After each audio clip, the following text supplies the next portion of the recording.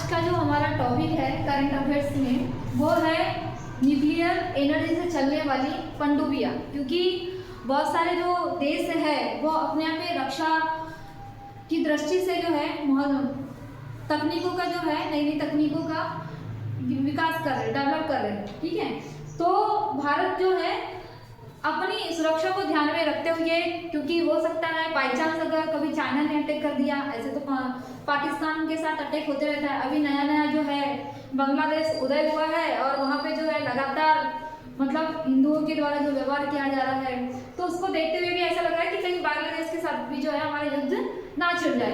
तो भारत अपनी सुरक्षा को मजबूत करने के लिए क्या कर रहा है कि डीआरडीओ के माध्यम से नई नई तकनीकों का विकास कर रहा है। किस क्षेत्र में? रक्षा के क्षेत्र में। तो इस क्षेत्र में डीआरडीओ के द्वारा जो है न्यूक्लियर एनर्जी से चलने वाली पनडुब्बियों का निर्माण किया गया है।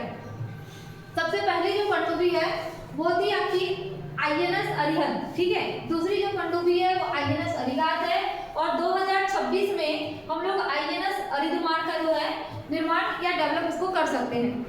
अगर मैं तीनों पनडुब्बी की अगर बात करूं तो 2017 में हमारे यहाँ पे जो अरिहंत और अरिघात है इसका मतलब परीक्षण किया गया था 2017 में, और अभी हाल ही में लगभग 1-2 साल पहले आईएनएस अरिहंत को भारतीय सेना में जो है भारतीय नौसेना में से शामिल किया गया है ना। अगर मैं बात करूं आईएनएस अरिघात की, क्योंकि ये 24 नवंबर 2024 की न्यूज़ है कि आईएनएस अरिघात को भारतीय नौसेना में शामिल किया गया। तो इस अरिघात की थोड़ी कहानी देखते हैं कि है क्या, और पहली बात की पनडुब्बी सबमरीन होती क्या है ना। तो अगर मैं पनडुब्बी की अगर मैं बात करूं तो पनडुब्बी क्या है या सबमरीन क्या है? समुद्र के गहराई में या समुद्र के अंदर चलने वाला एक पानी का जहाज। ठीक है, जिसे हम पनडुब्बी या सबमरीन कहते हैं, है ना। ये करती क्या है भाई? पनडुब्बी का हमने निर्माण कर दिया, डीआरडीओ द्वारा पनडुब्बी का निर्माण हो गया। करेगी क्या? क्या सुरक्षा करेगी? ये करती क्या है पनडुब्बी कि दुश्मन देश की कहना चाहिए कि समुद्र के अंदर मतलब समुद्र की गहराई में छिपी हुई रहती है और दुश्मन देश की सीमा में जाकर कहना चाहिए कि कुछ मिसाइलों के द्वारा जो है क्या टारगेट करती है, पहली बात तो। दूसरी चीज की जो पनडुब्बी है ना, वो क्या करती है? जासूस का काम करती है। जैसे जासूस छुपा रहता ना, वैसे ये क्या करती है? समुद्र के अंदर कहना चाहिए पनडुब्बी क्या करती है? छुपी रहती है और दुश्मन देश की जानकारी पता करने के लिए जासूस का काम करती है। हमारे यहाँ पे अभी जो पनडुब्बी है, पहले भी पनडुब्बी का निर्माण हो चुका है। हमारे यहाँ पे जो पनडुब्बी है वो अभी न्यूक्लियर एनर्जी से बनाई जाती है। इसके पहले जो हमारी पनडुब्बी थी वो डीजल से बनाई जाती थी। तो भाई न्यूक्लियर एनर्जी के ऊपर हम लोग जो है डीआरडीओ द्वारा क्यों इसे डेवलप किया गया है? क्या डीजल जो पनडुब्बी थी वो चल नहीं रही थी क्या? तो इसका एक मतलब रीजन ये है कि जो डीजल कहना चाहिए पनडुब्बी है, ये क्या करती है? पानी के अंदर जैसे ही ये पानी के अंदर जाती है तो बबल्स छोड़ती है। जैसे डीजल क्या करता है, पानी के अंदर जो है बबल्स छोड़ता है। तो पनडुब्बी में अगर मैं डीजल का यूज करूंगी, अगर ये दुश्मन देश की सीमा में अगर जाएगी तो अगर मुझे टारगेट करना है तो ये क्या करती है? बबल्स छोड़ती है। तो दुश्मन देश की या दुश्मन देश को पता चल जाता है कि समुद्र के अंदर जो है एक पनडुब्बी है या कुछ तो रखा है। ठीक है, इससे जानकारी पता चल जाती थी कि एक पनडुब्बी है। लेकिन न्यूक्लियर एनर्जी या कहना चाहिए परमाणु ऊर्जा से चलने वाली जो पनडुब्बी है, पहली बात कि ये कॉस्टली तो है लेकिन एक उन्नत तकनीक है। कैसे कि अगर हम न्यूक्लियर एनर्जी का यूज करें तो जो जैविक ईंधन है उस पर जो हम निर्भर थे, है ना, वो कम हो जाएगा। और दूसरी चीज ये है कि जो परमाणु ऊर्जा से चलित जो पनडुब्बी है ना, उसके मतलब दुश्मन देश की सीमा में अगर वो एंटर करती है तो पता नहीं चलेगा कि यहाँ पे जो है पनडुब्बी है ना। लेकिन डीजल में जो वाली पनडुब्बी थी उसमें एक था कि कहना चाहिए अगर वो दुश्मन देश की सीमा में प्रवेश करती तो जो डीजल थे वो बबल्स छोड़ रहे थे। इसका मतलब दुश्मन को ये चीजें पता हो रही थी, है ना। अब हम देखें कि हमारे यहाँ पे अभी नई आईएनएस अरिघात को जो है भारतीय नौसेना में शामिल किया गया। अब इसके बारे में थोड़ा पढ़ते हैं। पनडुब्बी के बारे में तो हम पढ़ चुके हैं। हमारे यहाँ पे जो आईएनएस अरिघात है उसे विशाखापट्टनम से जो है मतलब विशाखापट्टनम बंदरगाह से भारतीय नौसेना में से शामिल किया गया। तो एक क्वेश्चन ये पूछेगा करंट में कि आईएनएस अरिघात को किस बंदरगाह से या किस भारतीय नौसेना के क्षेत्र स्थल से शामिल किया गया है? तो वो विशाखापट्टनम बंदरगाह से जो है इसे शामिल किया गया है ना, विशाखापट्टनम क्षेत्र से इसे शामिल किया गया है।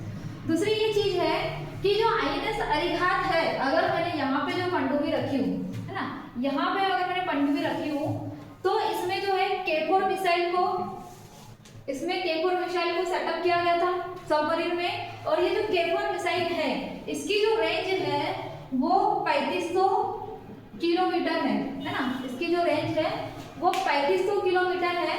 और मैं मतलब अभी न्यूज आई थी कि इसे जब विशाखापट्टनम क्षेत्र से उस पनडुब्बी में K4 मिसाइल को टारगेट किया गया था तो उसका जो टारगेट था वो 3500 किलोमीटर के दायरे में चीन का संघर्ष क्षेत्र। मतलब कुल मिला के अगर मैं बात करूं तो हमने ऐसी तकनीक विकसित की गई है कि अगर कल को अगर चाइना के साथ युद्ध हुआ तो हमारे जो K4 मिसाइल है, जो आईएनएस अरिहंत में जो K4 मिसाइल को रखा गया है, जो मतलब ऐसे निकलेगी ऊपर से और उसकी जो रेंज है वो चाइना के संघर्ष क्षेत्र को ध्वस्त कर सकती है। हमारे ही क्षेत्र में रहते हुए ये 3500 किलोमीटर के दायरे में जितने भी क्षेत्र है उसको ध्वस्त कर सकती है।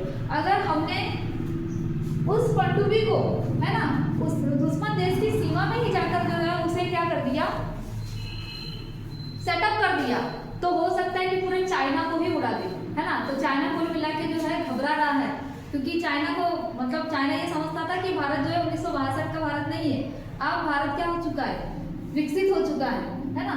तो जो आईएनएस अरिहंत है उसे विशाखापट्टनम क्षेत्र से टारगेट किया था, जो कि टारगेट इसका कहाँ था आपका, चाइना संघाई वाला क्षेत्र। ये अपने साथ मतलब इसमें ये क्षमता है कि अपने साथ 11 से 13 टारगेट कर सकती है, एक साथ वो 11 से 13 टारगेट कर सकती है। और ये जो K4 मिसाइल है इसकी अगर थोड़ी सी विशेषता अगर हम देखें K4 मिसाइल की, ये जो K है ये एपीजे अब्दुल कलाम के नाम पर रखा गया है। एपीजे अब्दुल कलाम का जो कलाम है इससे ये K4 मिसाइल का निर्माण किया गया। अच्छा, तो K4 मिसाइल में मिसाइल कौन सी है, क्योंकि हमारे पे इंदिरा गांधी की सरकार में 1983 में जो है integrated guided missile development programme लेके आया गया था।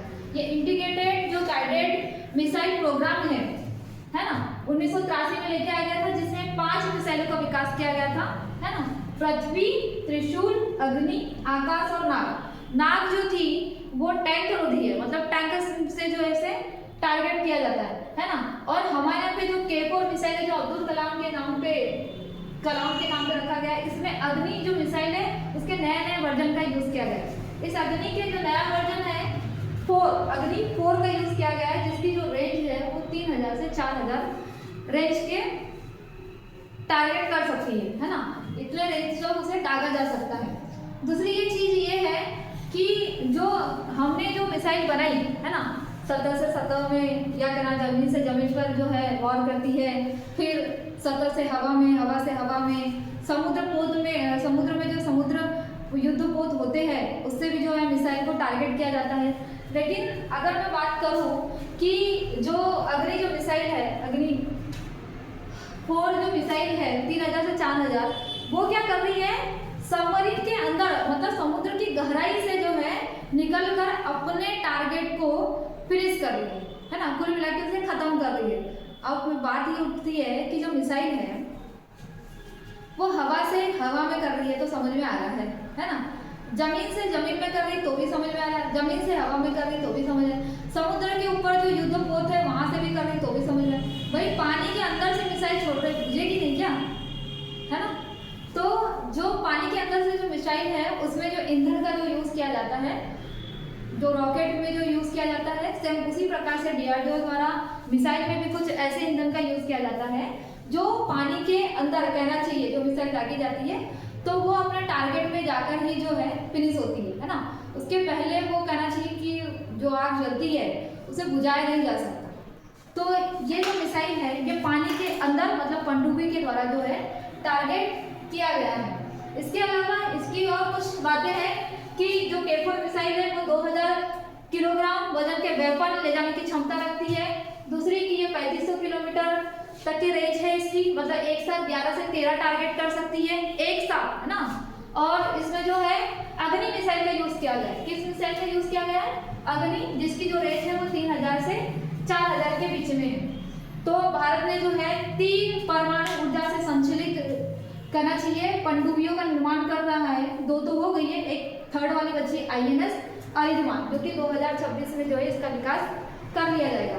कुल मिला के भारत अपने सीमा क्षेत्र को दुश्मन देश से बचाने के लिए नई नई तकनीकों का यूज कर रहा है। अगर थोड़ी सी अगर देखा जाए तो हाल ही में जो है यूक्रेन युद्ध चल रहा है, फिर इजराइल के साथ जो है बहुत सारा युद्ध चल रहा है। इजराइल तो इतना डेवलप है, एक छोटा सा देश है ना।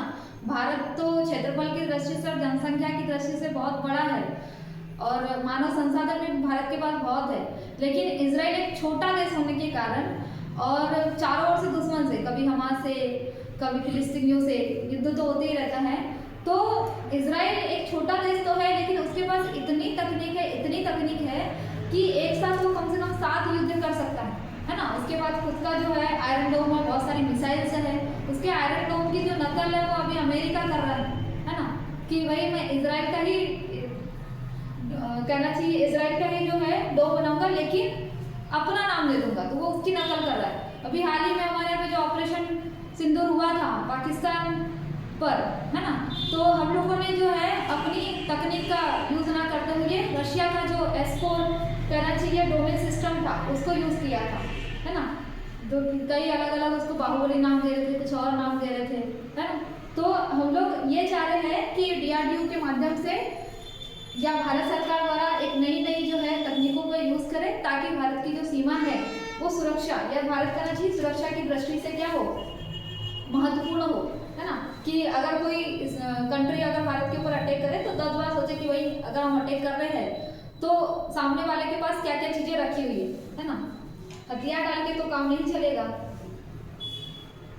इसके अलावा ये जो मिसाइल है इसको नाम दिया गया है SSBN seed submarine ballistic nuclear, मतलब परमाणु ऊर्जा चलित बैलिस्टिक मिसाइल। ये सारी की सारी जो मिसाइल है वो बैलिस्टिक मिसाइल है ना, जो सबमरीन से, मतलब कुल मिला के इसे तो सबमरीन से लेके आया चुका है। एक जो